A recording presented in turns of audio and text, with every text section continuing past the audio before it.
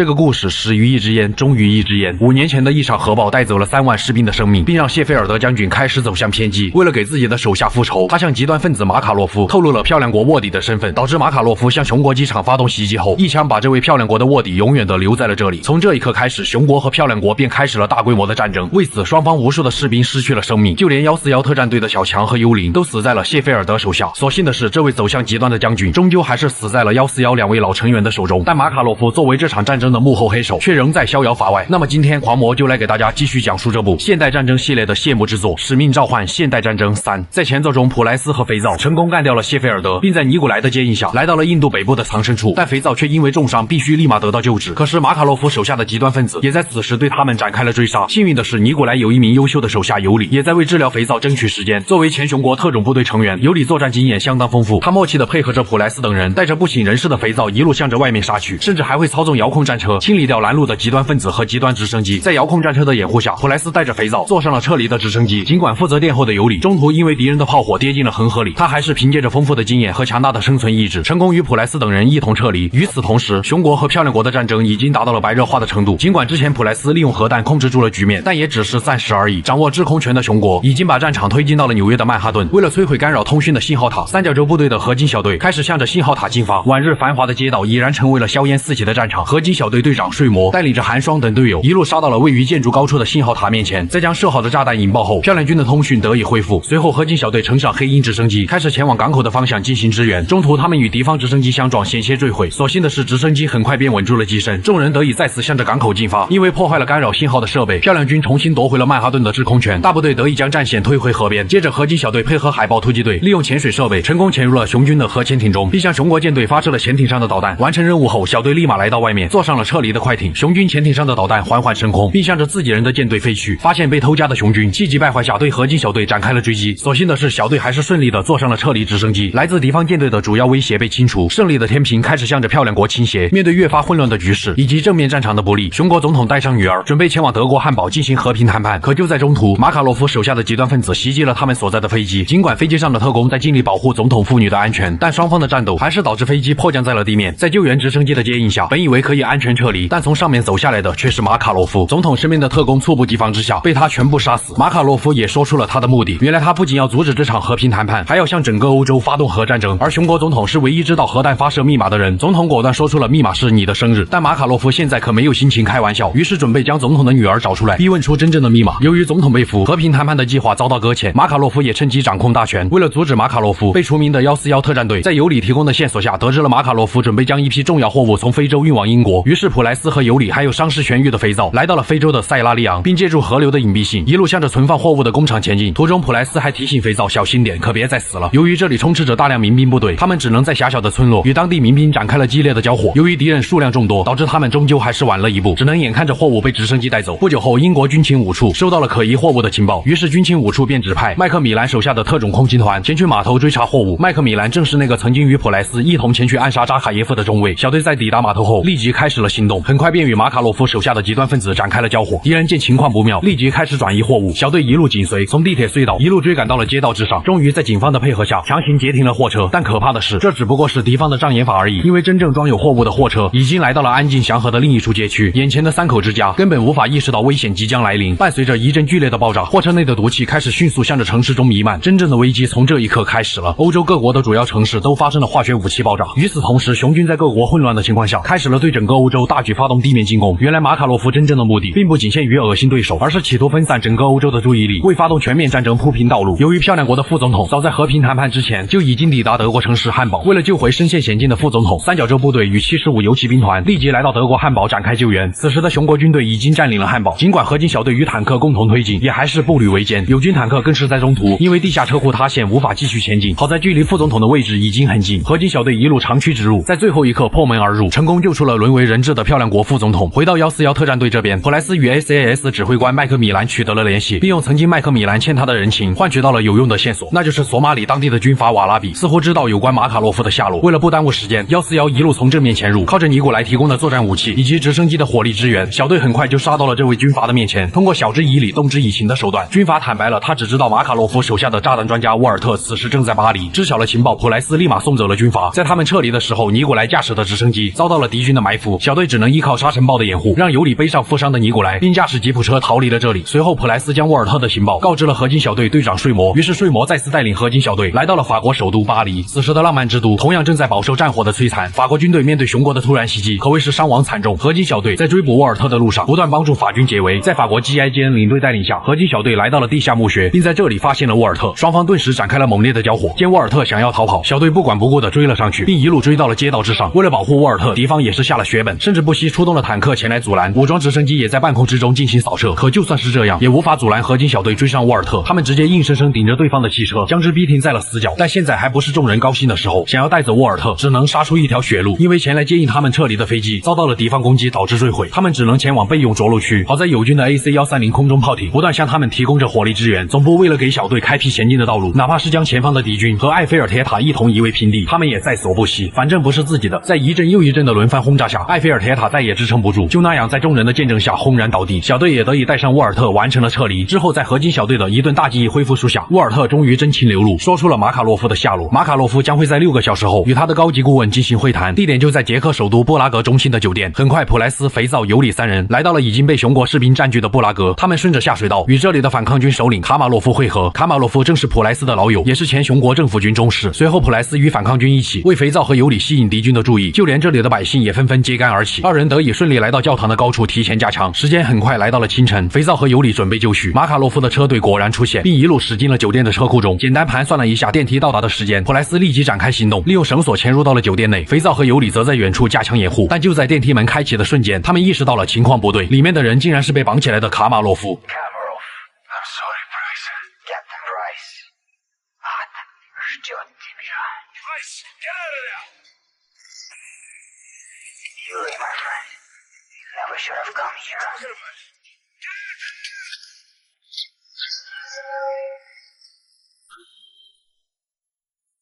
随着他们从高处跌下，尤里因为下方的木板侥幸逃过一劫，但肥皂却不再那么幸运了。他径直掉在了地上，跌落的猛烈撞击导致他的内脏破裂，旧伤也随之复发。面对向着他们包围而来的敌人，普莱斯和尤里拼了命地带着肥皂向着安全的地方撤离。一路上都是肥皂留下的那触目惊心的血迹。所幸的是，在反抗军的接应下，他们终于来到了相对安全的地方，但肥皂却再也无法坚持下去了。